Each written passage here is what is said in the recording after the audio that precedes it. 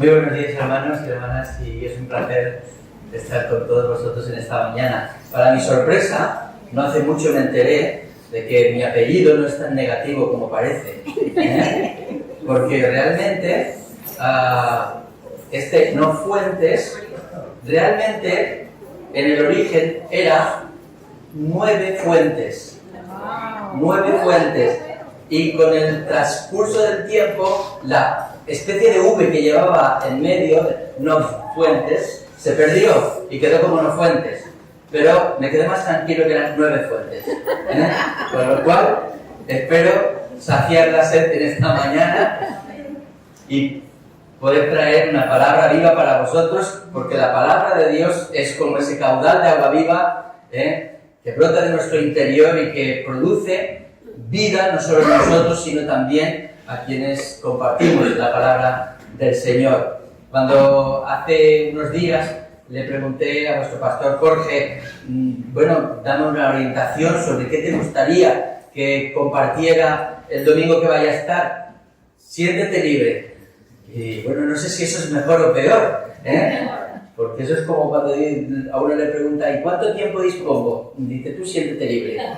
Dice, siéntete libre, pero nosotros a la una nos vamos. Yo espero que esto no ocurra y que realmente lo que pueda compartiros en esta mañana, que por otro lado es algo que en estos días pues venimos haciendo énfasis en la iglesia de Denia. Estamos desarrollando una serie de mensajes sobre un aspecto del que habla la palabra de Dios, sobre todo en el Nuevo Testamento, sobre la responsabilidad que tenemos los unos para con los otros. Y hay una cantidad inmensa de pasajes donde se nos habla de esa responsabilidad de los unos hacia los otros. Por eso encontramos muchas expresiones de exhortaos unos a otros, estimulaos unos a otros, orad unos por otros. Hay muchísimas apelaciones a ese plano horizontal en el cual quisiera yo centrarme en esta mañana. Mirad, si nosotros vamos al relato del Génesis, donde encontramos ese relato, valga la redundancia, en el que se nos plantea el pecado original, encontramos que aquel pecado que cometieron Adán y Eva tuvo consecuencias no solo para ellos, sino para la relación entre ellos y para la relación con Dios y para la relación con la tierra. Es decir, tuvo unas consecuencias en esos aspectos. Y en estos días hemos venido escuchando, al menos yo me imagino que no solo yo, sino muchos de vosotros, sobre las consecuencias que en nuestros días está teniendo, pues, esa consecuencia del pecado del hombre en relación a la tierra. Yo leía, pues, esa gran brecha que se ha abierto en la Antártida, de 40 kilómetros, pero lo que es más grave, es decir, esa grieta contenía aproximadamente 14.000 millones de toneladas de hielo, que una vez derretido pasa a los océanos y va aumentando el nivel del mar, de tal manera que algunos pueblos, algunas islas, tienden a desaparecer. Pero ya no solo eso, estamos hablando del calentamiento global, como consecuencia del uso del CO2 y toda una serie de cosas que comentaba en el programa de radio esta mañana. Vamos intentando, pues, con la buena, entre comillas, disposición de los gobiernos, vamos intentando hacer gestos en los cuales podamos decir, estamos ocupándonos de ello, ¿verdad? Pero yo comentaba en el programa esta mañana que tenía la sensación un poco como con lo del Titanic, que en aquella época en la que había una competencia con las compañías navieras, había pues un deseo de a ver quién llegaba antes y cruzaba el Atlántico antes. Y claro, un recién estrenado Titanic, con lo sólido que se veía, a ver qué cubo de hielo iba a frenarle, ¿verdad? Bueno, todos sabemos la historia. Y a veces yo tengo la sensación que en nuestro mundo nos pasa esto, que de alguna manera estamos pensando que esto es muy sólido y cuando queramos poner el freno ya hayamos llegado un poco tarde. Esa es una de las consecuencias, pero no es a esta a la que me quería referir en esta mañana, pero creo que también es de gran calado y de gran importancia para nosotros, porque cuando yo creo que, no porque lo opine yo, sino que la palabra de Dios pone importancia sobre un tema, es porque lo tiene. Y a veces en el pueblo de Dios, en la vida cristiana, hacemos un énfasis muy especial sobre la importancia que tiene nuestra relación con Dios. Y evidentemente así lo es, porque la palabra de Dios así nos lo pide. Y así nos lo muestra. Qué importante es la relación con Dios. ¿Por qué? Porque de Dios emana la vida. De Él emana la vida espiritual. En Él encontramos consejo, guía para nuestras vidas, encontramos la fortaleza. Hay cantidad de pasajes bíblicos que nos muestran la importancia que tiene esa relación vertical con Dios. Del hombre hacia Dios y esperar recibir de Dios. Porque sin Él no somos nada. Jesús lo decía, separados de mí, nada podéis hacer. Pero a veces olvidamos que hay un segundo plano que no es vertical, que es horizontal, y que también quedó afectado por aquel pecado original, y tiene que ver con la relación los unos para con los otros. Y en esta mañana quisiera, pues, reflexionar en él. Como digo, por varias razones. Una, porque cuando nosotros, de alguna manera, tenemos un plano de relación horizontal sano unos con otros, nos sentimos bien, ¿verdad? ¿O no nos sentimos bien? Sí. Cuando, de alguna manera, podemos ir por la calle sin miedo a cruzarnos con nadie porque estamos en paz con los demás. Sin embargo, cuando tenemos rencillas, cuando tenemos, y sobre todo en el ámbito de la iglesia, que nos vemos con más relación, o en el ámbito de la familia, a veces, bueno, vamos por la calle, vemos a fulanito y dices, vamos a cruzar la acera para no tener que encontrarnos con él, porque si no, voy a tener que mirarle a la cara. Y tal como están las cosas, prefiero no hacerlo. Pues bien, este plano horizontal, la palabra de Dios le da tremenda importancia. Tremenda importancia. Y lo vamos a ver. Os decía que, mirad, al menos hay 60 citas bíblicas en las cuales se nos habla de esa responsabilidad los unos para con los otros. Al menos 60 veces aparecen en el Nuevo Testamento. Y todas estas citas quedan, yo diría que enmarcadas o englobadas dentro de un amaos los unos a los otros. Porque si dice exhortaos unos a otros, ¿no es una manera de amar? Si dice orad unos por otros, ¿no es una manera de mostrar el amor? Si dice aconsejaos unos a otros, ¿no es una manera de mostrar amor? Para mí todo queda englobado dentro de ese concepto de amor. Por eso Jesús, de manera específica, lo dice, y de una manera muy clara, y lo vamos a ver en esta mañana. Amaos unos a otros. 4 simples palabras. Un solo verbo. Amaos. Pero qué importante resulta para nuestra vida. Lo que pasa es que no es fácil hablar de amor sin que todos los estereotipos que hay a nuestro alrededor, que nos acompañan, distorsionen el significado. Porque cuando hablamos de algo que está tan en la boca de todos, cuando hablamos de amor, yo lo comentaba en la iglesia y en Denia, porque me venía esa imagen de ese chiste en el que uno entra al cine para ver la película y de pronto aparece ese león, ¿verdad? De la Metro-Goldwyn-Mayer, que hace, ¿verdad? Y dice, esta película ya la he visto yo. Y se levanta y se va, ¿verdad? Pues cuando hablamos del amor, yo creo que a veces nos pasa lo mismo. Queremos saber tanto acerca del amor. Y ¿sabéis? Yo creo que no sabemos mucho acerca del amor. Creo que desconocemos más de lo que imaginamos. Y no me refiero tanto a la teoría, sino a lo que significa encarnar el amor en nuestra vida.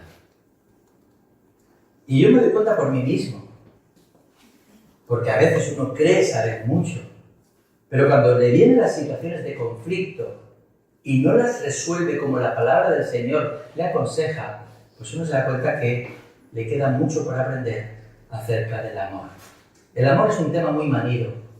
El amor es un tema del que se ha dicho tanto y tan mal que al final no sabemos de qué estamos hablando. Muchos jóvenes hoy día creen que el amor es lo que se les muestra en Hollywood, a través de las diferentes películas. Y por eso muchas veces las conductas de hoy día obedecen a un concepto de amor en el que si me siento bien y me siento a gusto estoy contigo, pero yo no te tengo que aguantar a ti. Y a la mínima de cambio, al primer problema, salta. ¿Cuántas parejas conocemos? Yo tengo parejas alrededor de jóvenes que han estado a lo mejor 3-4 años saliendo juntos, incluso haciendo planes de boda, pero de pronto uno ha dicho, es que me he cansado, es que ya no le quiero igual, es que ya no le veo de la misma manera, o que me he enfadado. Y tantas cosas que dices, bueno, ¿realmente sabes de qué estamos hablando? Porque se confunde amor con enamoramiento. Y la verdad que enamoramiento no es amor. El enamoramiento es un estado transitorio que puede durar aproximadamente 2 años, en el que uno siente palomitas en el estómago, pero eso pasa. Y si uno cree y confunde que eso es amor, en cuanto desaparecen esas palomitas y ese hormigueo, dice, ya no le amo. ¿Por qué? Porque lo confundió. ¿Y por qué lo confundió? Porque creyó en Hollywood, no en el tipo de amor que la palabra de Dios nos enseña.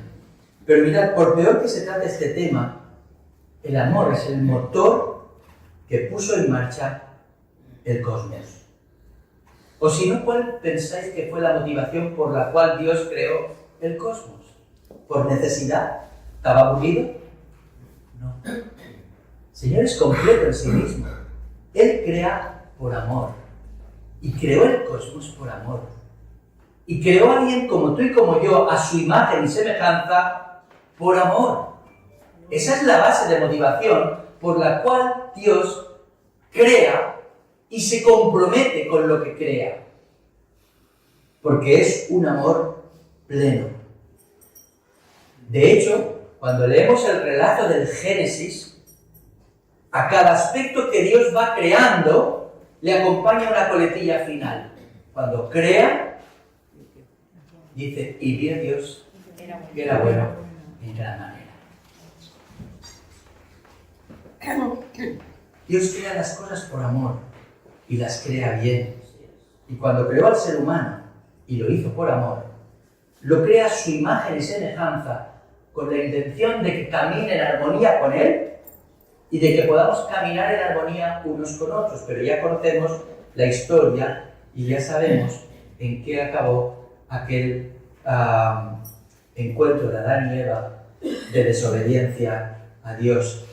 Pero como digo, Dios crea por amor y el amor es el motor del mundo. Un teólogo francés, Teilhard de Chardin, decía que el amor es el motor del mundo porque en el universo pensante todo se mueve por y hacia la persona y el amor es la atracción espiritual más poderosa entre personas.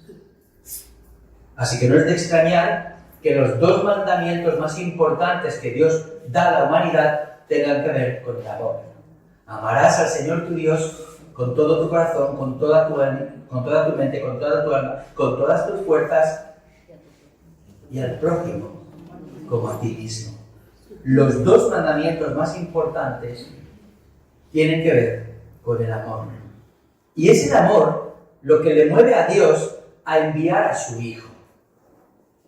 Y es su Hijo quien encarna de manera perfecta el amor para que podamos aprender a qué nos estamos refiriendo cuando hablamos de amor. Luego, el referente no es Hollywood, el referente es el Hijo de Dios, el referente es Jesús. ¿Quieres aprender a amar? Mira a Jesús. ¿Quieres aprender qué significa el amor? Mira a Jesús.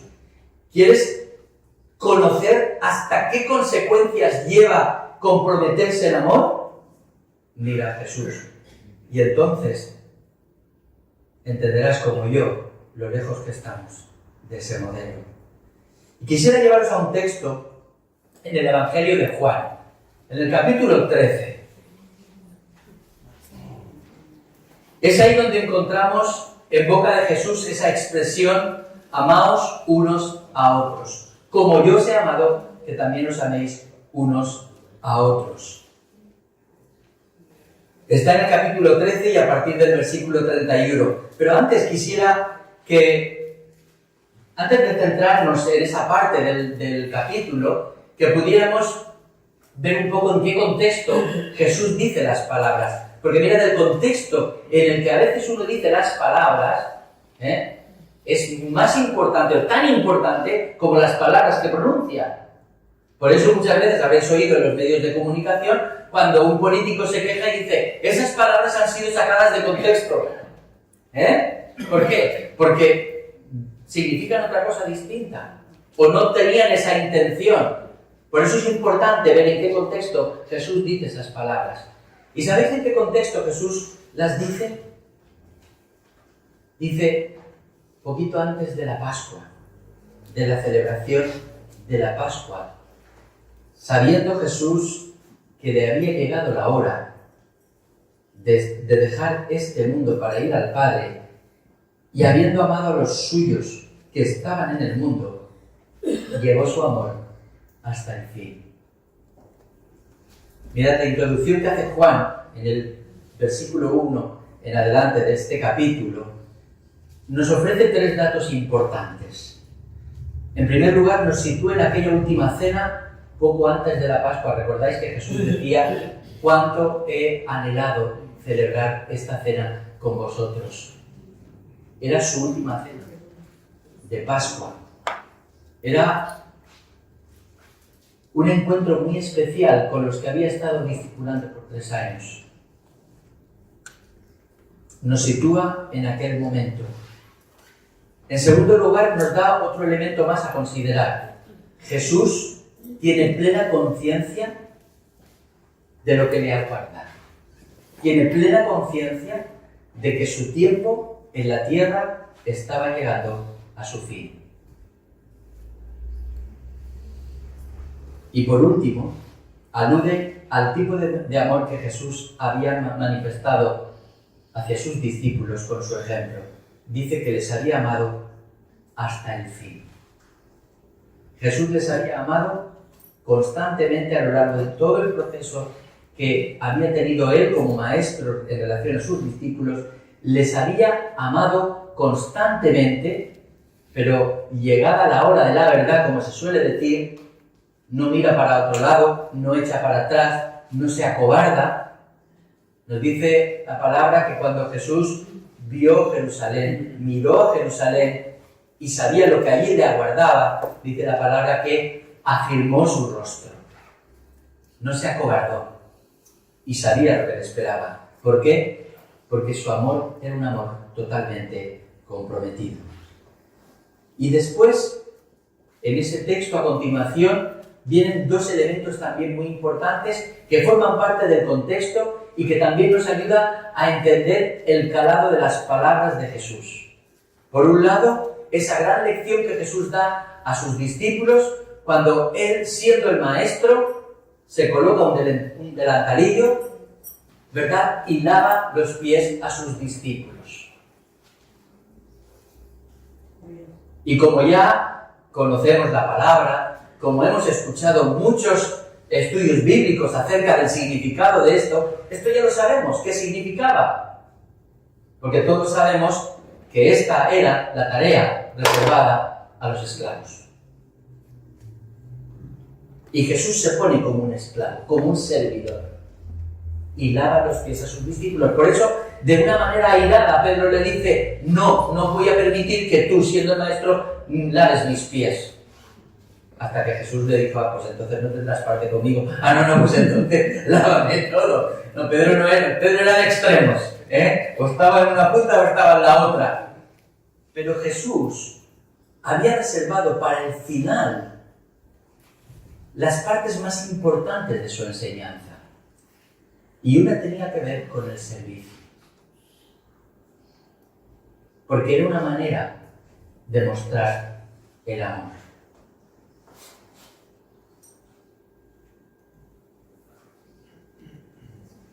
Y les estaba dando una gran lección que ellos,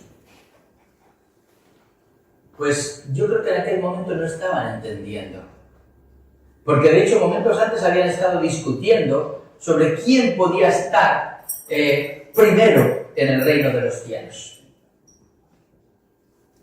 Si yo sigo más cerca de Jesús, si yo tengo un hábito o una conducta más religiosa, a lo mejor adelanto puestos y estoy por delante de otros. Si yo hago valer mi autoridad, estaré por delante de otros. Y Jesús lo que les dice es, ¿queréis ser los primeros? Pues entonces ser los servidores. Y esto es importante entenderlo. A continuación viene también la traición de Judas. Y también es importante tenerla en cuenta a la hora de dar mayor contenido a las palabras de Jesús.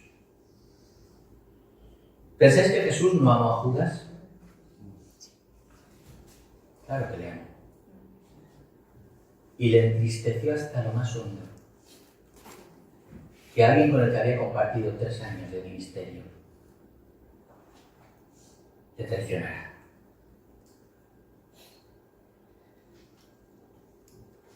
Y poco a poco nos acercamos a ese momento íntimo en el que, como si fuera a pronunciar sus últimas palabras, como si fuera a dejarles un legado, como si fuera a decirles, pues esta es la herencia que os dejo. Y no os dejo terrenos, no os dejo casas, no os dejo coches, no os dejo lujo, no os dejo dinero. Os dejo un mandamiento. Dice que apenas salió Judas, Jesús dijo, ahora va a manifestarse la gloria del Hijo del Hombre, y Dios va a ser glorificado en él. Y si Dios va a ser glorificado en él, Dios, a su vez, glorificará al Hijo del Hombre, y va a hacerlo muy pronto. Hijos míos, ya no estaré con vosotros por mucho tiempo. Me buscaréis, pero os digo lo mismo que ya dije a los judíos. A donde yo voy, vosotros no podéis venir. Y dicho esto, y como, ya digo, como si transmitiera su testamento, les dice, os doy un mandamiento nuevo. Amaos unos a otros, como yo os he amado. Así también amaos unos a los otros. Vuestro amor mutuo sea el distintivo por el que todo el mundo os reconocerá como mis discípulos. Para mí esto tiene una fuerza tremenda. Una, por el contexto en el que Jesús dice esas palabras. Tened en cuenta que venía a continuación el arresto, la crucifixión y después la resurrección. Momento en que Jesús sería glorificado. Pero previamente, caramba lo que le aguardaba. Y en esos momentos dice estas palabras. Y les dice que en esto van a conocer que son sus discípulos. No en que vayan por ahí haciendo milagros. Que de alguna manera era lo que todo el mundo identificaba como un gran maestro, un gran rabino, aquel que podía hacer milagros. No. Su mayor sello de distinción no serían los milagros, sino en que os tengáis amor los unos para con los otros. Si Jesús consiguió que aquella manada, porque era una manada, de discípulos, celosos unos de otros, de orígenes distintos, de maneras de pensar distintas. De estos que, estaban llamados a no llevarse bien.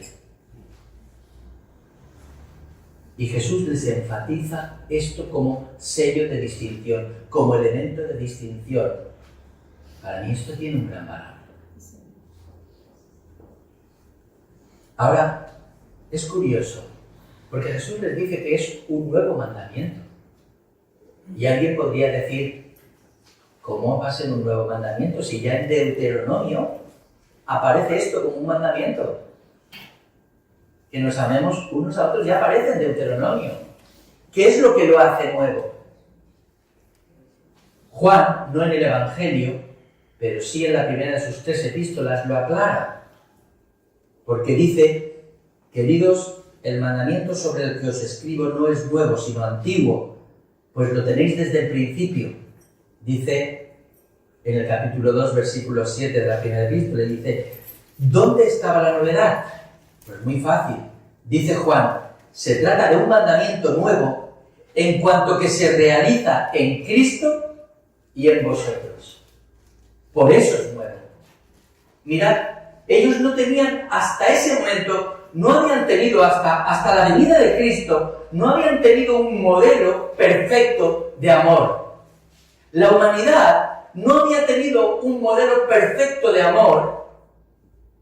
Y lo que hace nuevo ese mandamiento es que se hace nuevo en Cristo. Es decir, Jesús nos muestra cómo es el amor del Padre. ¿Recordáis aquellas palabras de Felipe cuando le dice a Jesús, muéstranos al Padre? Y Jesús, ¿qué les dice? Tantas veces, tanto tiempo he andado con vosotros y aún no me conocéis. Quien me ha visto a mí ha visto al Padre. ¿Queremos conocer del amor del Padre? Miremos a Cristo. Eso es lo que hace nuevo este mandamiento. Dice que se cumple en Cristo y también en vosotros. ¿Qué es lo que hace que ese mandamiento sea nuevo? Que realmente yo pueda encarnarlo en mi vida. Porque si no, estamos hablando de historia. Estamos hablando de cómo Jesús amó. Estamos hablando de cómo los discípulos aprendieron a amar. Pero es nuevo, por cuanto tomó forma en Cristo Jesús y se hace vida en nosotros. Se encarna ese amor en nosotros.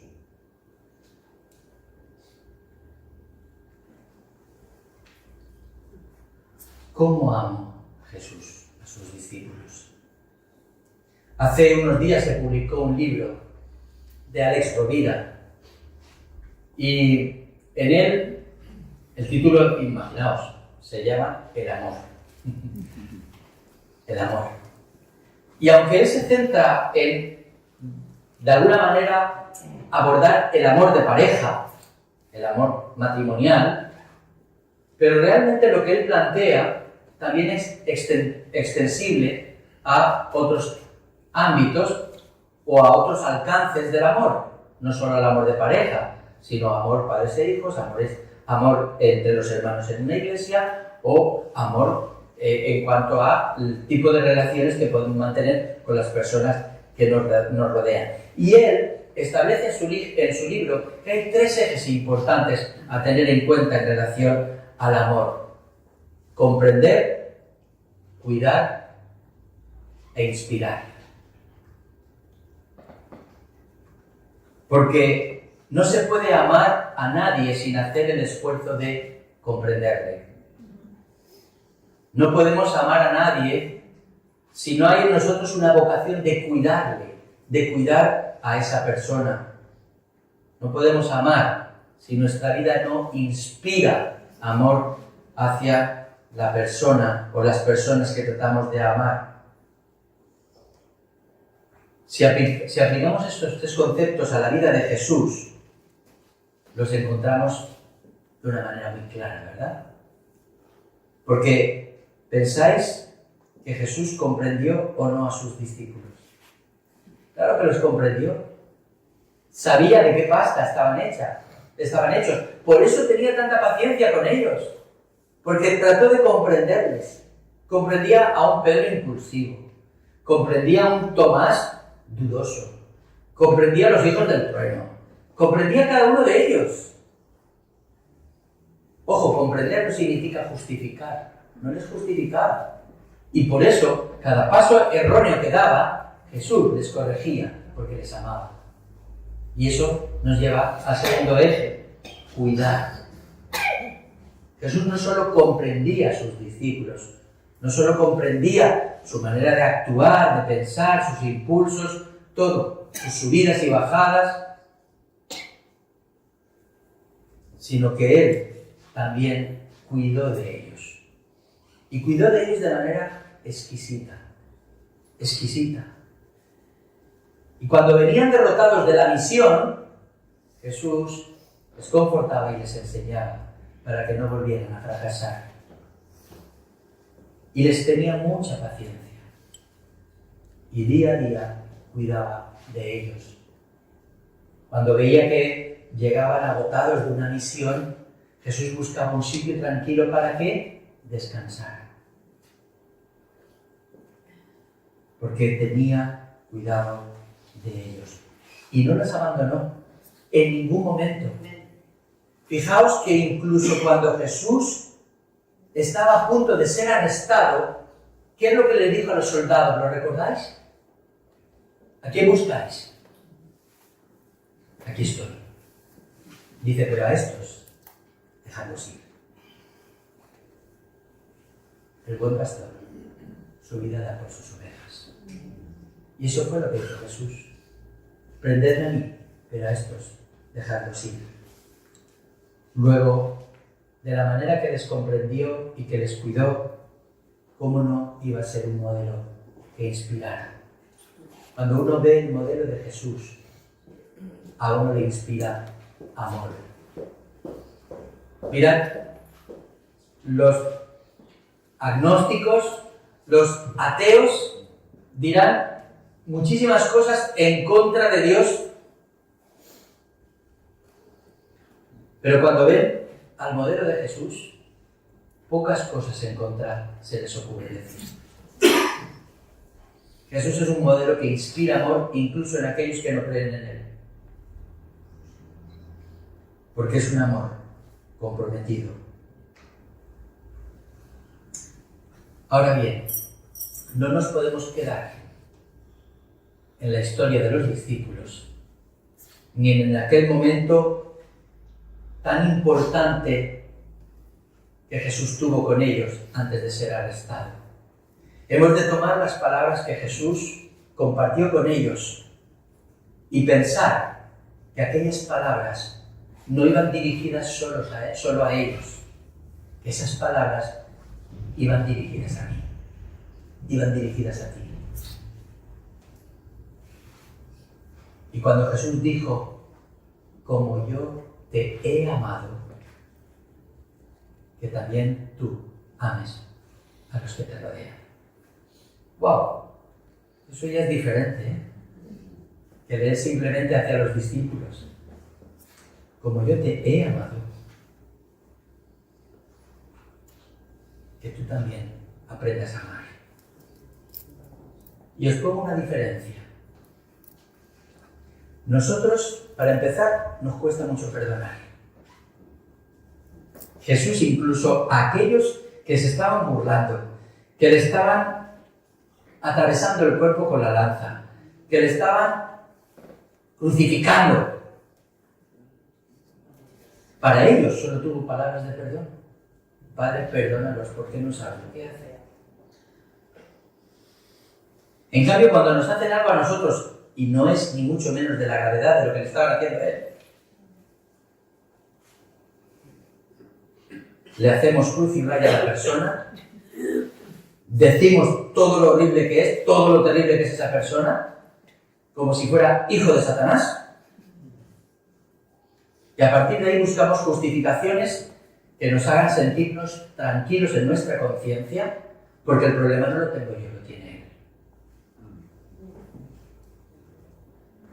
Y cuando se trata de perdonarle decimos, ¡guau! Es que si supieras lo que me ha hecho, no me estarías diciendo que le perdonara. Busca el modelo. Busca a Jesús. Busca lo que le estaban haciendo. Y pregúntate si tenía motivos para no perdonarles. El amor de Jesús nos deja desarmados.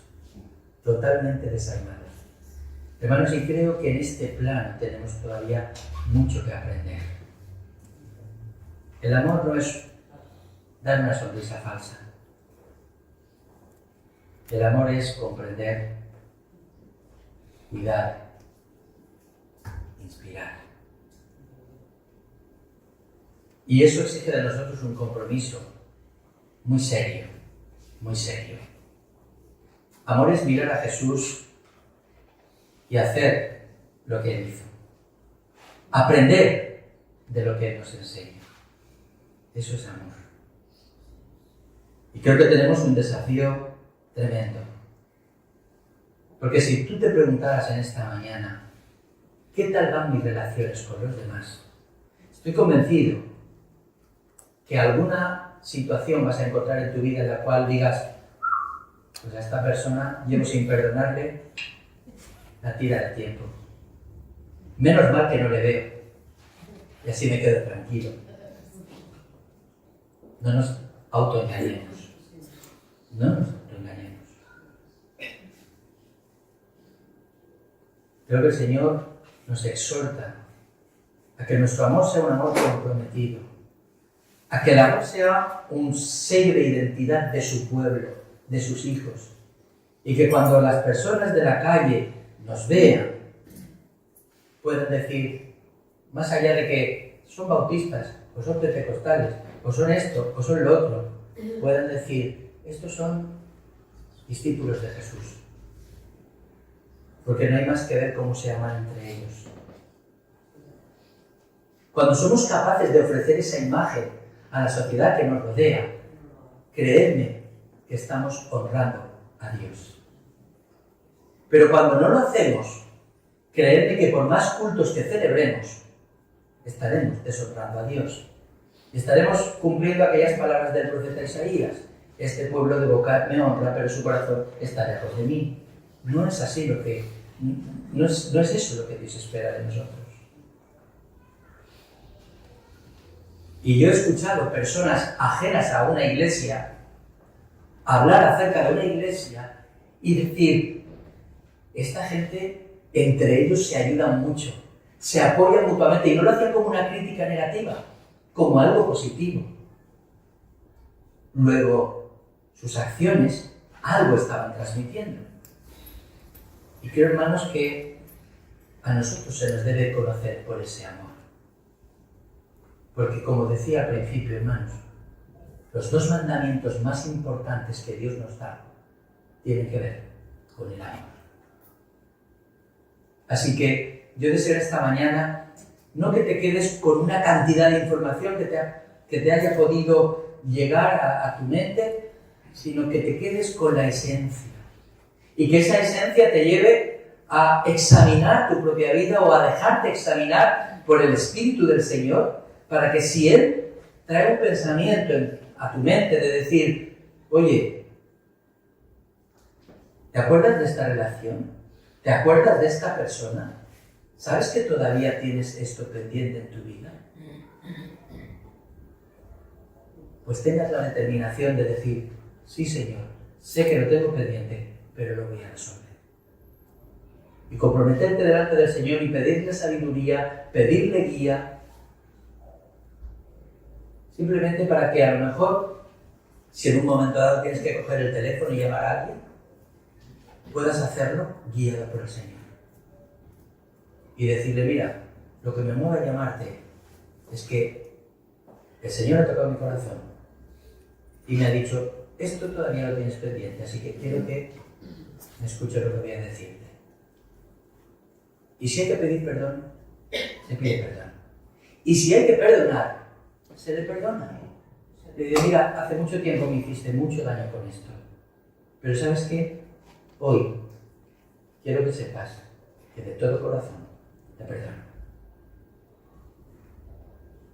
Y que no surge desde el orgullo, sino desde ese deseo y anhelo de reconciliación. Porque ese es el ministerio que el Señor nos ha dado. El ministerio de la reconciliación. Que nos reconciliemos con Dios y nos reconciliemos los unos con los otros. Porque así estaremos revirtiendo hacia atrás lo que fue el efecto del pecado.